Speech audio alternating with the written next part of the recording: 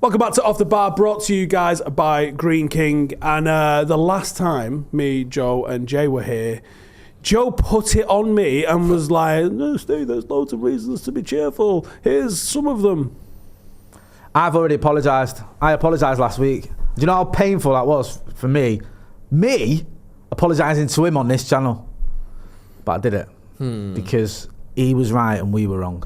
Well, you were wrong, and I went along with you for the ride. Do you know what I mean? You led me astray. Serious sleeves on that. I didn't notice them before.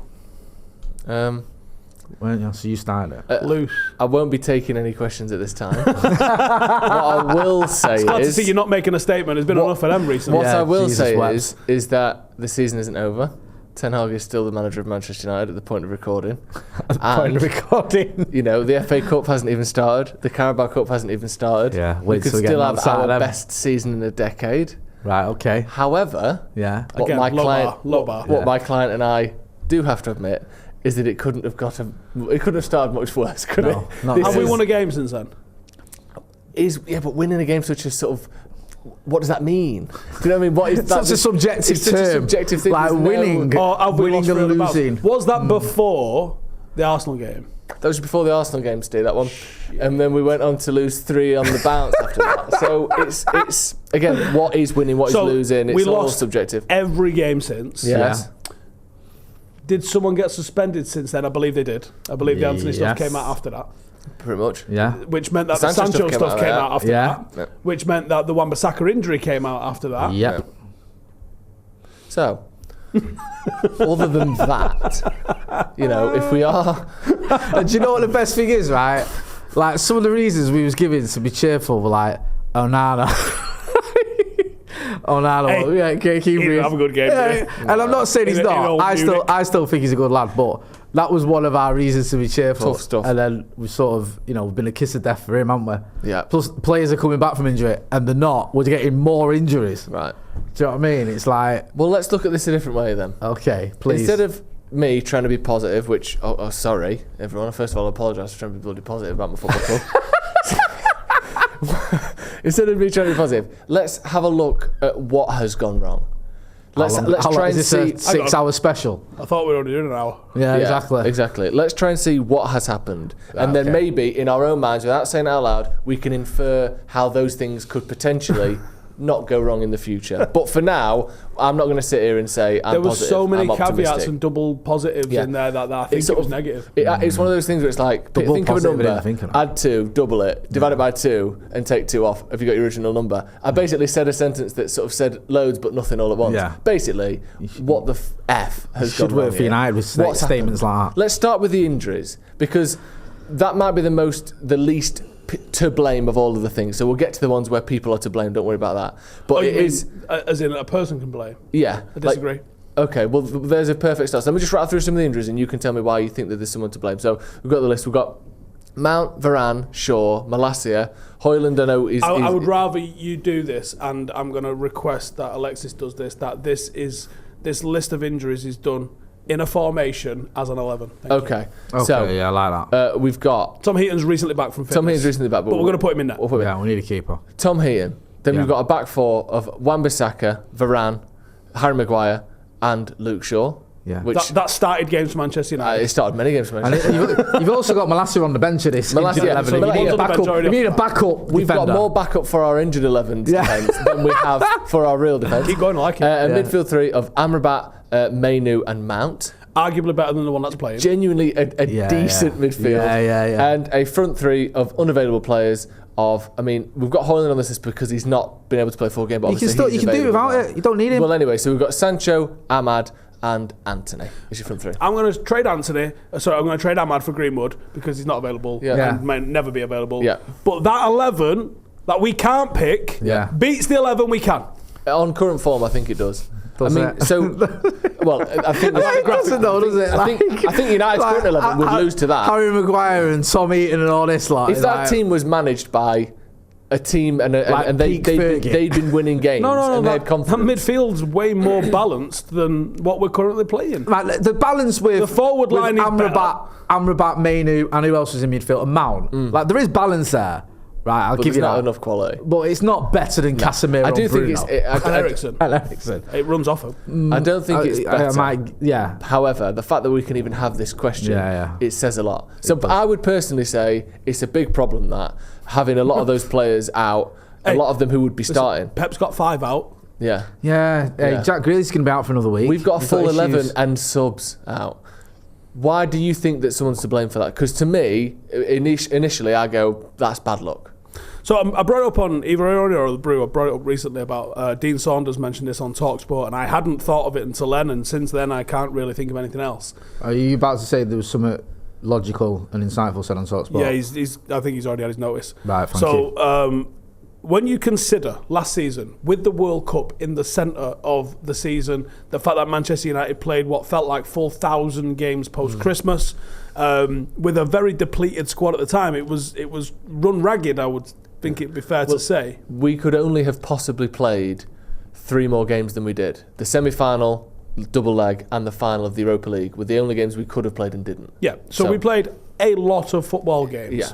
And a lot of those were games in the balance as well. This is what people go, Manchester City played a lot of games. They got to the final in Europe. They did, but they also snotted so many teams that's one of the things that makes 99 so good, is that we were on the precipice, great word, for so long in that season. It was in jeopardy for so long. It wasn't that we were battering teams 4-5-0 and you bring on your reserves in the second half and you can relax as a mental thing. When you're having to chase games, it's great and the dressing room's on fire afterwards, but there's a mental toll to pushing for 120 minutes sometimes. So the fact that we were on the edge and we couldn't really afford to take any of the competitions off like Arsenal did. We pushed in every single competition. We were required to be winning in every single competition right the way until the death, and we ran our players ragged. We had players that were injured and coming back forced. The likes of Casemiro, injured. Damar, you got to just fucking dig it out. Then we had a shorter off-season because of the World Cup being in the middle. Then we went on the most gruelling, if anyone can find me a more gruelling pre-season than ours, we laughed and joked about it. We had a great time going on tour, but we were tired. The players did 8 games. Brighton did 4. They didn't have the season we had last year with Europe and this, that, and the other on top of that as well. We had 4. Now, I question, so you say, is someone to blame? Yeah. Whoever authorised this, and you go, well, you need to go and do your commercial things. Okay. Football should come first. You get, I believe, somewhere in the region of 2 million per game is what you get by going doing those. Now, there might be other sponsorship obligations that might not have a monetary transaction associated with them. Like you might need to go and do X while in California, and you've already been paid for that, so you don't actually get money for doing it this time, but it was part of your contract with Adidas maybe. I don't know. So there's probably obligations like that. There wasn't many that required the players to be there because Ten Hag didn't let them do it. Yeah. If you notice this, compared to the last tour that we did, or previous tours that we did, there was a lot more sort of activations and shit like that going on. If we're only getting 2 million per game for that, you could knock half of them games off. That's 8 million that you're going to take a hit on. How about sell one of the youth players for an actual price and there's your 8 million back? How about finish a little bit higher in the league or go further in the Champions League? There's your 8 million back. How about win something next season? There's your 8 million back. We are penny pinching and not seeing the bigger picture. We're being tight and it's affecting us later down the line. Like, if United had a successful season where we actually maybe had a title challenge to put in, or we got to the final or semi-final of the Champions League, you will get in many more than the 6 or 8 million or whatever you bring in. And by the way, that might be 6 or 8 million net. I reckon moving Manchester United Football Club and all, I mean, we saw just how many staff there are associated with the football club. I wouldn't be surprised if that costs somewhere in the region of £2 million to get to a city with Manchester United and hire the facilities that you need to hire. So what are you actually grossing from going to these places? And yes, we are doing a service to our fan base in that area, and that's a noble cause. Manchester United aren't doing it for that. So don't fucking give me that. We're doing it because of commercial reasons only, I believe. Yeah. Now, how refreshing would it be if the club went, Gaffer wants to do all of our training at Carrington, he wants the players in their own bed because he's going to fucking thrash them. We'll do 2 friendlies at Old Trafford, 2 behind closed doors games, and we'll be ready for the season. Yeah. Everyone would be like, fuck me, United are serious. And the other thing as well is, it's not like pre-season in the 90s where, you know, you would play X amount of games, and like last season, or players these days are playing so many more games. There's more competitions, first of all, and the competitions are getting bigger and longer. There's a World Cup in the middle of the season. There's the Nations League, which is expected to be taken seriously. We're adding the Club World Cup in as well. Europe's expanded. Europe's expanded. So most players are playing in Europe most seasons now as well.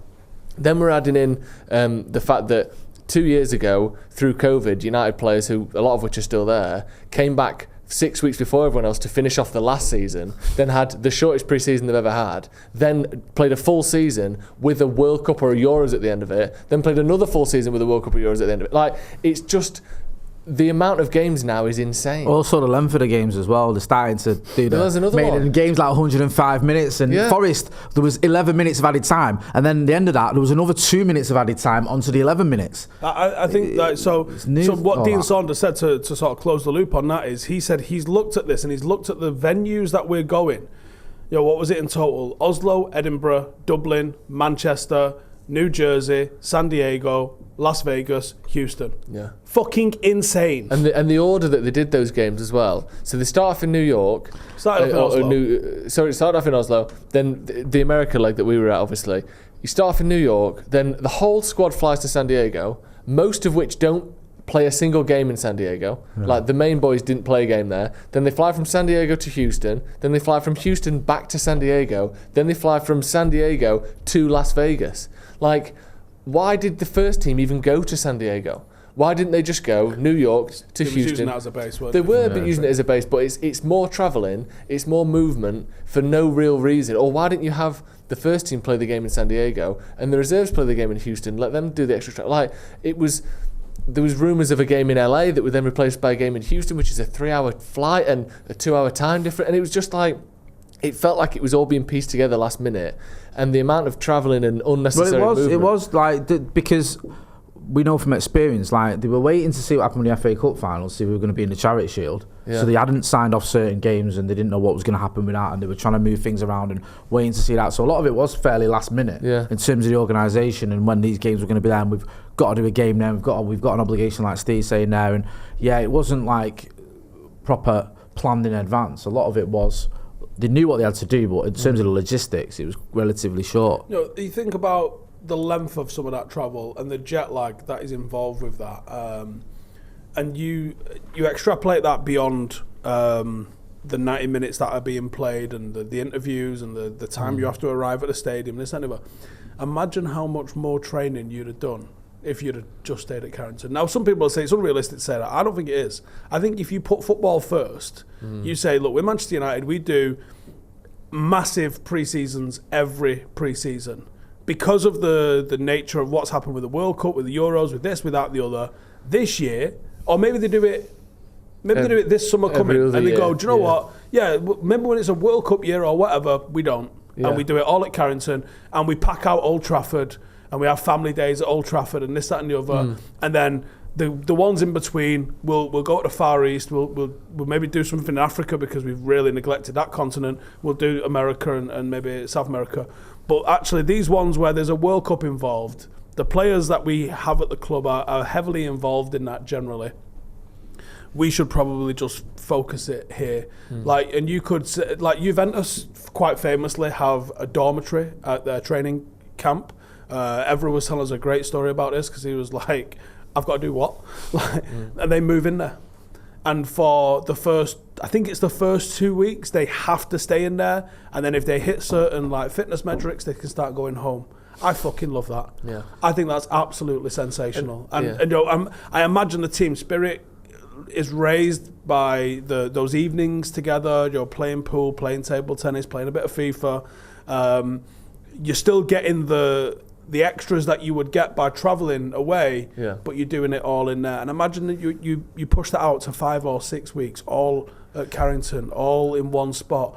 The 2 or 3 sessions a day that you can do, you've got no travel, and the lads couldn't actually earn a fucking night back at home with the missus or whatever. And also people be like, oh, that's old fashioned, that doesn't make sense. They do that anyway on tour. They're together every night for 2 weeks on tour, but there's just not 25 hours of flights in the meantime? And also, why did we end in Vegas 8 hours behind and come straight back? Why didn't we start in Vegas and time zone work our way back across the country? I asked someone about that. What was the answer? Club, and they said they weren't happy with that. Right. Okay. This is but obviously, as Man United, we had no choice in it. You know. Well, that was it. Yeah. So it's the tail wagging the fucking dog. Yeah. So I think that person had said, like, ideally next time around, maybe we start the furthest time zone away. So it's an hour per hour. So it's a day per hour. Yeah. So if you're in an 8 hour time zone difference, you're 8 days away from being back to normal. Is that what this is, the little rule of thumb? Yeah, like obviously there's probably some science behind that, but like that sounds about right. You're not going to be back immediately. No. Like, we know what it was like, waking up at fucking 3 a.m. and stuff like that. Yeah. Oh, great, nice one. Yeah. Like, so you can't tell me players are any different, and people want to look at the wages players get and think that means that human activities like sleep, going for a shit, having a family, having a kid that's in school, like these things still impact players. Yeah. And players are still actually, like, you'd be surprised how many of Manchester United's first team that have got kids are the person that takes their kids to and from school because they have a job that allows them to sort of do that. Yeah. Now, if you're getting your kids up for school and you're going doing this, that and the other, and you're fucking jet lagged and, you are all of those things, like, it's unnecessary pressure. And then when you think about how physically tired our team looks, like, you can't look at United and go, spring chickens. No. They look drained. We looked knackered from that Wolves game. Straight away, the first game, from kick-off, Wolves looked up for it and we didn't. And you think, what's going on here? Yeah, and then every game since. Yeah, you think, maybe that's a one-off, but it's not. Like, even though our wins against Wolves and Forest have been the worst way to win a game almost. Like, going 2-0 down after 5 minutes against Forest. Yes, we came back, but you shouldn't be doing that against Forest at home. And the Wolves game, we were the second best team. And we rode our luck a little bit with a penalty shout against Onana. So we've not really turned up so far. We've had little spells, 18 minutes against Brighton, 20 minutes against Bayern, half an hour against Spurs, whatever. But we're nowhere near a full 90-minute or even a 45-minute performance where you go, we were smashing it then. No. Just don't look at the races at all. Not at all. I want to get into some more reasons as well for what is going on. Before that, let's get into our sponsor. For the 23-24 season, Off the Bar is sponsored by Green King Sport, where football is more than a game. And here's the best bit, Jay. Green King are showing every single televised Manchester United game all season. So instead of going on your computer and getting some dodgy stream where you don't know what you're going to get, it's foggy, you can't even understand it, get your mates together and go down to your local Green King pub. It is that simple. And Green King Sport have recently just launched the Green King Sport Instagram page, which is going to be the home of loads of fan content, deals, competitions and stuff all the way throughout the season. So go drop them a follow and you won't just be the first to know about this, but you'll be helping out Stretford Paddock as well. So please go do that. Make sure you check the link in the description and go and give them a follow. Just moving on from that. Transfer window. January. Are we already looking forward to January? Save us, January transfer window. Come on, man. That's what's needed. I'm looking back to the transfer window. We need that window in it. And people will say that we spent money, and we did spend money. But when you look at the players we brought in, it was Mason Mount, who I absolutely haven't given up on. I think he could be a very good signing, but was sort of somewhat surplus to requirements at Chelsea. We've upgraded Fred. We got Rasmus Højlund, who remains to be seen. He's a promising start for my eyes. He scored twice already. We've replaced one of the three strikers we lost. Exactly. And then we've got Amrabat on loan, which we sort of cobbled together the cash for at the last minute. We've got Onana, which I think is a good signing, despite the fact that he's had a bit of a stinker against Bayern. But when you look at the players themselves, take away the price tags, it's hardly a statement of intent of a transfer window, is it? It's not one. You look at what Bayern have done. They almost didn't win the league. They won it. They almost didn't win it. Do you look at what City did? And they went and got Harry Kane and Kim Min-jae. Yeah. Like, that's what they do when Bayern do that. They go out and they get. Who did City bring in? They brought in Vardiol, Kovacic, Doku. Dunk. To be honest with you, he's having a decent spell in it. And he loves the centre back, doesn't he, Pat? Yeah. And then they've done what we used to do. Yeah. We won the league and went out and got Nani, Anderson, Owen Hargreaves. Like, we used to do stuff like that. Do you know what I mean? It was, wasn't it? Like, we used to go out and go, right. In fact, did we get Tevez that window as well? Was it on the window? No, that was the window. Was that the window? Yeah. That was a turbo window, wasn't it? Or we'd win the league. It was on loan, kind of. Yeah. For 2 years. Someone. Wow. That's what you're doing it when you're strong, you strengthen. Yeah. And now we're just playing catch up, and we're also strengthening with some players who there's a bit of a question mark around. Yeah. And the other point of this is the other side of it, because I'm not going to judge transfers in 6 games into a season, regardless of how good or how bad they've been. I think you need to wait till minimum Christmas before you start giving, real reviews of transfers. I agree with that. We've seen so often players having bad seasons, let alone bad games, and then turning it around. However, the ability to sell players is my real worry. Players like, for instance, Harry Maguire, Scott McTominay, Donny van der Beek, maybe to a lesser degree, Anthony Martial, Jadon Sancho, players that we've heard many journalists, reporters, even people within the club say were on the chopping block if there was an option there to get rid of them, if we were able to sell them. And all of those players we weren't able to sell. Donny van der Beek is still at the club. He's not even in the Champions League squad. So we couldn't play him yesterday, and we've got Dan Gore on the bench. We've got Hannibal Maidbury on the bench, players who have never really played many games for Manchester United. No. And we've got a £40 million bloke who can't even get in the squad, and we can't sell him. Like, what is that about? It's just that we've spoke about this millions of times. The contracts that players are on are just ridiculous. Like, I look at even Christian Eriksen. I don't feel like I'm digging him out because I like him. He's a good player and that. But even the fact we give him a deal to 2025 is a bit of a madness. Because it's like, he's on big money as well from what you gather. And like, he's meant to be, the reason I'm singling him out is, this is meant to be this new era where we're not giving out daft contracts. We're sort of moving on from the Jadon Sancho's on 300 grand and Anthony Martial's on 275, whatever it is. And we're still doing it. We're still kind of giving out the contracts that no other club would really do. No one else is going to give him a deal like that, would it? So it still feels like we're still in that era. You're a 1+1? Yeah. Could you not have done something like that? Or even a 2+1. Like Casemiro's another example, obviously. I think he was excellent last season, and I think he's struggling this year, but so many people are that I'm not going to blame him entirely for that. But giving him a 5-year deal when he's about to turn 30, again, is it unlike when United were at their best, we didn't do that. It's desperation. Is that why he came? We were desperate because we went for De Jong all summer and didn't get him. Because like Fergie, it was 1 year when you hit 30. Even if you ran gigs, you signed 10 1-year deals until he was 40, whatever. But we're in a position of strength there now. You can't do that with a signing though. So you signed someone for 70 million like we did with Casemiro. You can't put him on a 1-year deal. And that to be honest with you, that wouldn't surprise me if we tried. That's absolute fucking carnage. Yeah. But but also you don't have to put him on 5. No, but we're desperate. But do 3+1. Those are the only 2 options, Steve. 1 or 5. There's no other option. He might have just said, I want that security, and that might have been the only way. It's a 5-year deal. I think it was a 5-year deal, wasn't it? That was wild. Yeah. If it's 5-year deal, I thought I thought it might be 4, but 4's ridiculous, but 5 as well. And already there's question marks about the kid at 31. Is he now? It's like we've got another 4 years of this, and he ain't going to get improve. He might. I mean, to me, Casemiro looks like he needs a fucking week off. Yeah. Didn't he play 180 minutes for Brazil as well? Sorry, it's 4 years with an optional 5th. I bet we'd take that option as well. Yeah. I bet we'd take that option like next week. We'll go, I know that every year we got. Do you want to kick it in now? So we definitely got it. Like Scott McTominay, I know he might be on more money than he's going to get at West Ham or Everton, but he's not on that much money. He to me is the perfect sellable player. He's had many years at the top level. He's not going to push you to a Premier League, but he'll do well in most of the cups. He can play a game. He can work hard for a decent team. He can get minutes. And you see him in a Scotland shirt. I mean, shit the bed. We should be like Scotland's #1 fans. There should be highlights of Scotland games all over the place at Old Trafford. But he's not on tons of money. Sensational for him. And he's got a bit about him. He seems the perfect player to sell. 35, 40 million.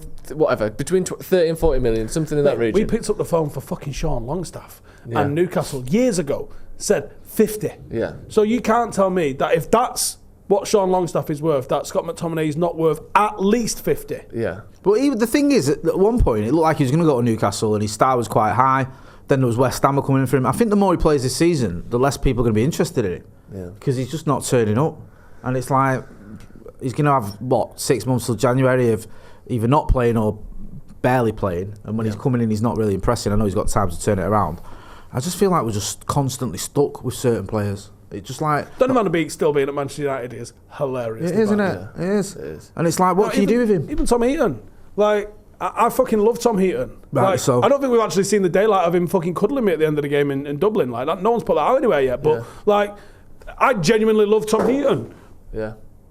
But Tom Heaton, I know, had offers to play in the Premier League, and he's still at Manchester United. Like, at what point, the kid that we just signed, the Turkish kid, is he much better than Kovar?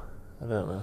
Well, you mean you've just fucking traded a kid who's been here, that's proven himself? Like, could Kovar not have been our number 2? And you go, stick around and be number 2 this year rather than going out on loan, because it sounds like Onana's decided he's going to go and play for Cameroon again.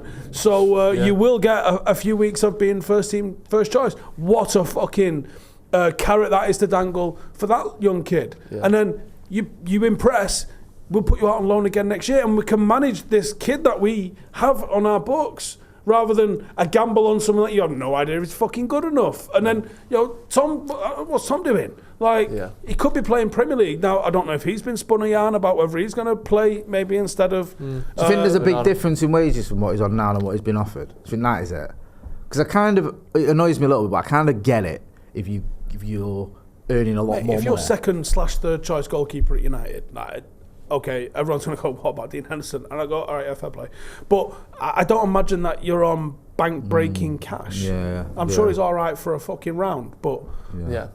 Yeah, I just that's my only thing is, like, if it's, say we've put him on, I don't know, let's just say for the sake of argument, 60k a year. My feeling is a week, sorry, yeah, like he's some, like, McDonald's manager. 60k a week, and let's say the next offer he's had is 40k a week. It might be enough to make you think, hang on a minute, 20k a week. No, I don't think it would. I think playing, with such a short career, I think playing's important. And I think a big driver for Tom is a United fan. Yeah, well, there you go. That's all bets are off if you're a Red.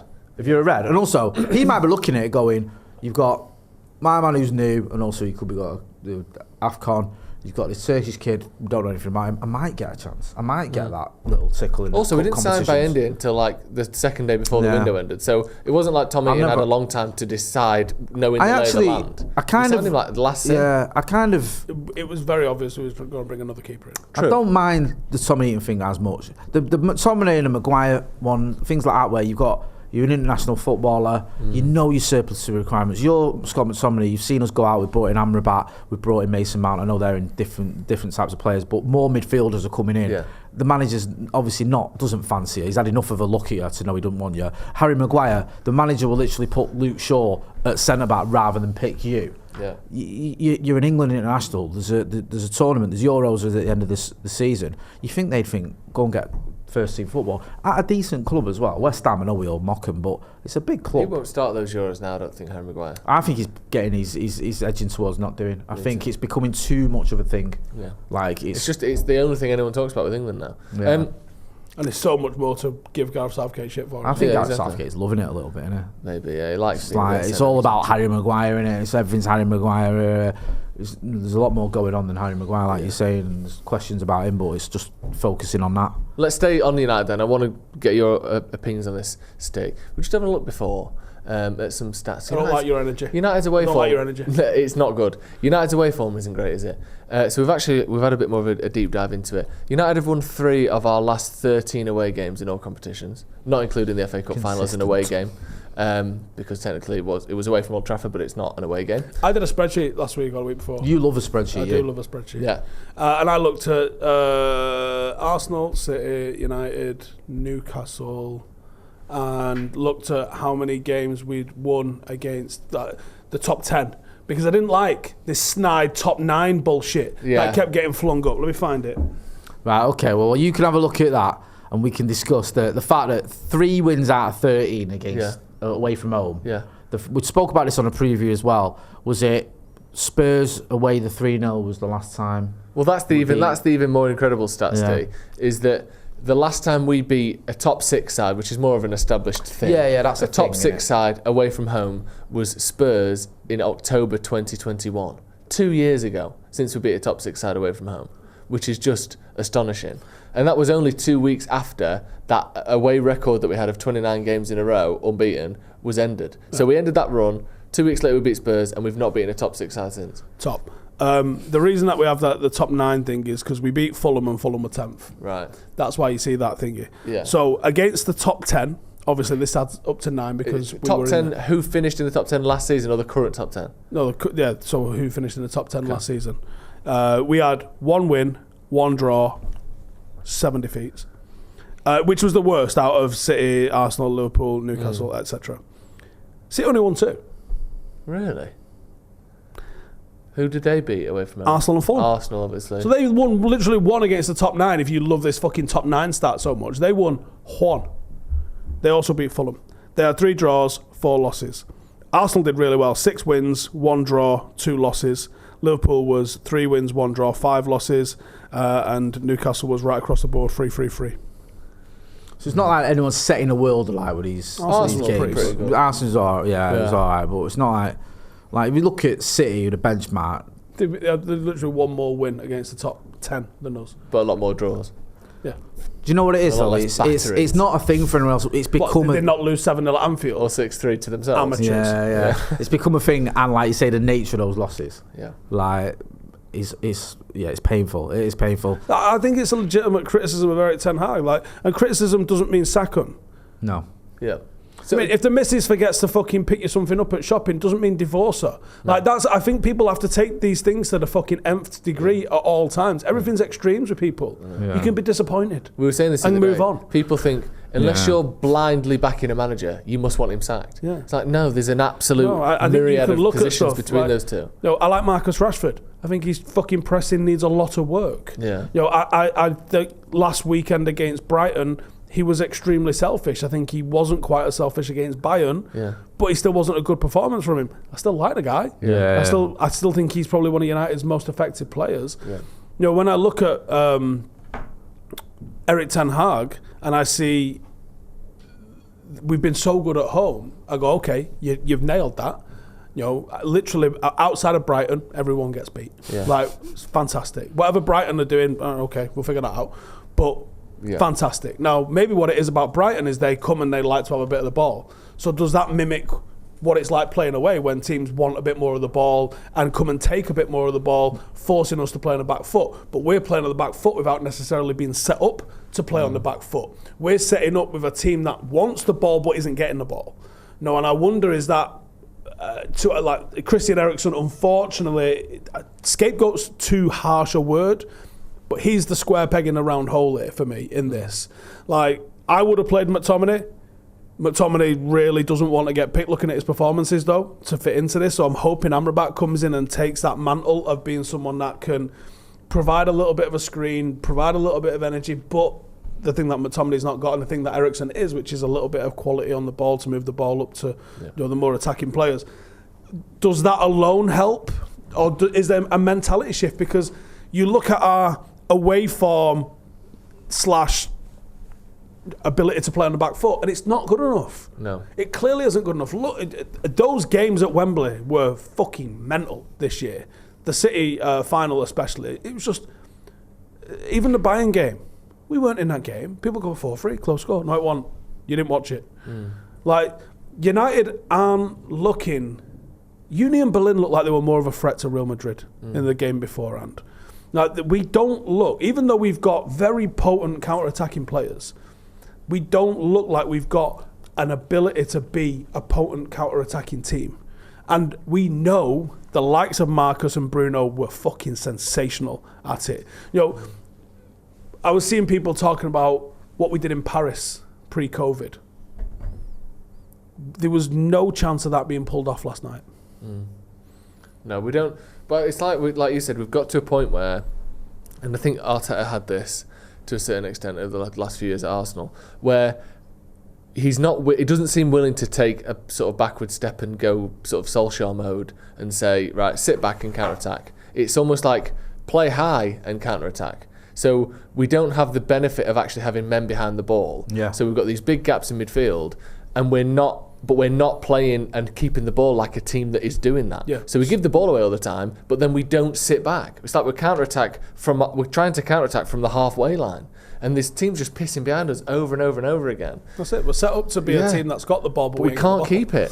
We're set up to play high possession with players or either who are unable or currently incapable of keeping possession, and it's just not working. I think that's the fix for United at the moment. I genuinely believe is revert back to not giving up the chances we've given up.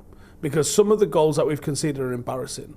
The way people have ghosted into the box with no marker, the way people have just stopped running on the edge of our box, it's fucking criminal. Yeah. And the way we've been allowed to be overloaded inside our own box and we've not transitioned properly. Okay, cool. You fuckers can't be trusted to get high up the pitch. But so now you're not going to be up the pitch. But just as a counter to that, because I've thought the same, what happens when you get trapped in that? Or you get stuck as a sort of Solskjaer style. I don't care. But eventually people say, well, we've reached the ceiling. We've reached the ceiling. No, top teams hold the ball. Top teams they do, create but chances. They also over don't and over concede 3 goals a fucking game. They don't. But how do you go from then? So let's say this isn't working as it is. We have to militarily fall back. Just fall back. This isn't working. We need to go back, regroup. Regroup. Yeah. So that's the game. So we do that. But then how do we go from being a team that is basically Harry Maguire would work in, because we saw it, that style of play. Because it's not a permanent thing. But then how do you go back and then successfully push up the pitch 20 yards? I'm trying to tell you.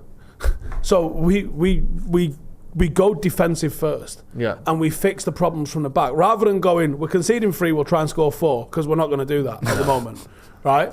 I would say, let's stop losing games before we start trying to win them. Okay. And I would say, let's just start being meaner defensively, and we will figure it out. Do you know that individual brilliance that Solskjaer supposedly relied on? It's still there. How long do you think you'd go with that if you said, like, look, we need to regroup? Is that a month? I think he tried that a little bit after the Brentford and Brighton games last season. The Liverpool game wasn't his style, was it? And then he's trying to more pragmatic. Again. That's my worry, is that transition is always going to be painful, one way or another, for the players, for the fans. It doesn't need to be like a stylistic switch. Right. It just needs to be. You can have a philosophy, and you can have an implementation of all of the micro things that you want to see out of your football team. But you can limit them positionally. So I think it's not necessarily changing the fundamentals of what we do as a football club, but it's being more cautious. It's being less adventurous. It's being positionally a bit safer, positionally trying to have an extra man in the back line, an extra man in midfield, rather than overloading an opposition's back line. We will try and play through them with numbers at the back first. We are giving up so many fucking shots and so many chances. People want to talk about how many shots Onana's allowed in and this, that and other. Here's the bottom line of it. United have conceded the most shots. So the shots, the goals will follow the shots. Arsenal have conceded 6 fucking shots on target in the league. Yeah. We're something like 28. Of course he's conceded more fucking goals. Like, that's just, statistics are going to happen. Like, by probability, you're going to go and concede more goals. We need to stop conceding so many fucking shots. And that requires us to just get a little bit meaner. Once we can go half an hour without conceding a shot, okay, now you can creep forward. How much weight do you put in the players coming back? Is that going to make a massive difference? I don't know much about this Amrabat kid, but him coming into the team, perhaps, maybe. Well, feels not a bit maybe. Euro millions, doesn't it? Yeah. But I think it's the only thing we've got. Yeah. Do you think it will make it like... I know we've got a little bit of a weight, but like Shaw and Wan-Bissaka and that, and Varane. That's going to fix this problem. I think Varane, Amrabat, Shaw, maybe even Wan-Bissaka to a greater, lesser degree. And I actually think Mount might find his way into starting off the right-hand side, in all honesty. So that's 4 international players to come back into the team. That should make a big difference. 4 players can really change a team. You made the point, I think, last night or this morning. How many of them have, like, your back 4 is completely different? Yeah. Do you know what I mean? And also, the one player in our back 4 who you say is guaranteed to start hasn't been the same player as he was in Martinez. He's just not quite fully recovered, I feel, or at least got his match fitness from his injury last season. Just doesn't look 100% to me. So there are mitigating circumstances. I'm not excusing it because the performances have been woeful. But I think some of this, when you look at it and you think, you know what, if you've got Aaron Wan-Bissaka in that right back position, or if you've got a Raphael Varane in defence there, it's such a boost, isn't it? Do you know what I mean? Compared to some of what we've seen. Yeah, Lindelof's off the pace. Lindelof's fine as a backup, but he shouldn't be playing 5-6 straight games off the bounce. Varane's a worry, but we are better when Varane and Martin. I mean, Martinez hasn't looked up to speed this season. I think he's he's had a little thing, and he's getting subbed after 65 minutes. He's clearly not fully fit. Yeah, maybe that's the case. Yeah, maybe he's not fit. Maybe you can still see that quality when like he's got that quality. It just he's during the game, like you'd see it for the entire 90 minutes. He'd just be perfect. Like last season, you'll have little moments where you think, oh, he could have done better there or whatever. Just fucking get Lance Armstrong's doctor, lads, and figure it out. Well, other teams do, don't they? Sort it. You know what I mean? Allegedly, down the road. Yeah, exactly. Allegedly Juventus in the late 90s. See, I wasn't quite as optimistic there, was I, Steve? I'm a bit more realistic now, maybe. Because we've just been fucking batoned. Manchester United and Stephen Howson have beaten the optimism out of you. Oh, no, but we'll do it again. Yeah. Here's the thing. In a couple of weeks' time, when we get that draw against Palace. What you don't realise, I expect us to go on a run now. I think we're capable. I've done what Steve's told United to do. I've dropped back. I've retreated. Yeah. I've got a low block going on. Stop taking shots. I've stopped taking shots. Okay. When United start winning, I'll push forward and I'll be playing that high pressing style again. I'll be telling Steve why United are going in the league probably in November. So get used to that. Get good luck with that. Just quickly, Steve, are you genuinely worried about Everton Nice's future? Yeah. Yeah. Because I think I said this a couple of weeks ago, but I still believe it. I think the noise around the football club, I don't know if it's ever been as bad. Legitimately. No. We've had Glazer issues for 15 years, 16, 17, 18 years. Yeah. We've had individual player issues occasionally, but we've never had, like you was mentioning before, you've got if you just look at the last 12 months, in the last 12 months, we had, it started with Cristiano Ronaldo's interview with that fucking, elbow skin with a face on it. We had, from there, all of the injuries to, like, Anthony Martial was given the Manchester United number 9 on a fucking plate and said, no thank you. Like, you had Ronaldo leave, you had Cavani leave, you had all of the situation with Mason Greenwood, you had a World Cup in the centre of it, you had injuries, you've had the ownerships decided to sell, rejoice, psych. Not so quick. Like, you've had players that we signed are injured, you've had players that we signed, like, we are looking now at the last weekend in September, still not seeing our new signing just yet. Don't worry about it. Maybe we will one day. You've had Casemiro come and look like he just had a fucking hot girl summer and has just fucking drunk mimosas and just fucking got after it all summer. You've got Martinez is injured, Varane is injured, Luke Shaw is injured. You've got the ongoing situation that he can't sell Harry Maguire and the captain's armband issue surrounding him, and then a shit show with England because Gareth Southgate's picking players who don't even play for their fucking club. I asked Jared Bowen about that, actually. What did he say? I said, what do you think you need to do to get an England squad? And he gave the answer you would expect of professional footballers to give. And I said, you ever thought about not playing for about 6 weeks? See what happens. Probably won't make the edit. But then, what was I going to say? Then you've got the fucking Donny van de Beek still here. Yeah. Like, if that doesn't highlight... Sorry, you've not even mentioned Anthony and Sancho there. Oh, yeah, sorry, by the way. Our entire right wing just not available for one reason or another. And publicly fighting the manager in Sancho's case. Like, there's a few things going on, isn't there, at the minute? Yeah, like, because of the fucking absolute level of black belt toxicity that's going on at Manchester United at the moment, it wouldn't surprise me if the Glazers go, do you know, there's 2 ways that we get to change the narrative. One is sell up, which they ain't doing anytime soon. That's not their favourite thing. No.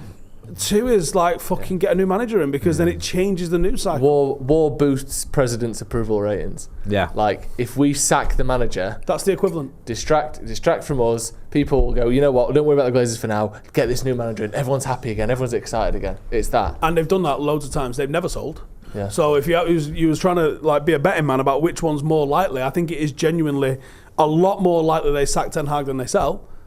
Like, which is depressing, isn't it? Because if I had to say who would I rather be at Manchester United, them fucking idiots or Ten Hag? Well, it's clearly Ten Hag, and he sort of alluded to in his press conference today. He's been brought in to discipline the squad.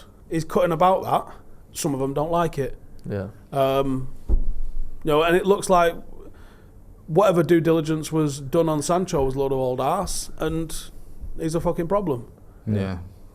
And I don't think that gets resolved. Has that cheered you up? Has that made you more optimistic? I don't know if the Anthony one gets resolved. Yeah. Quickly, at least. That's what I wondered. Thanks. None of it's getting resolved and the Glazers are staying. Are you happy now? Yeah, I'm sure myself and everyone watching at home is feeling far more chipper than they were before. Thank you for watching. Hit subscribe to Stretford Paddock if you haven't already. And make sure you check out the Green King Sport Instagram page. The link is in the description. Go and give them a follow. Like I said, there's loads of competitions, all sorts of stuff on there. So give them a follow and you help us out as well. Thank you, Jay. Thank you, Stephen, for just being an absolute light of my life. As always, like I said, hit subscribe if you haven't already. And we'll see you in a bit.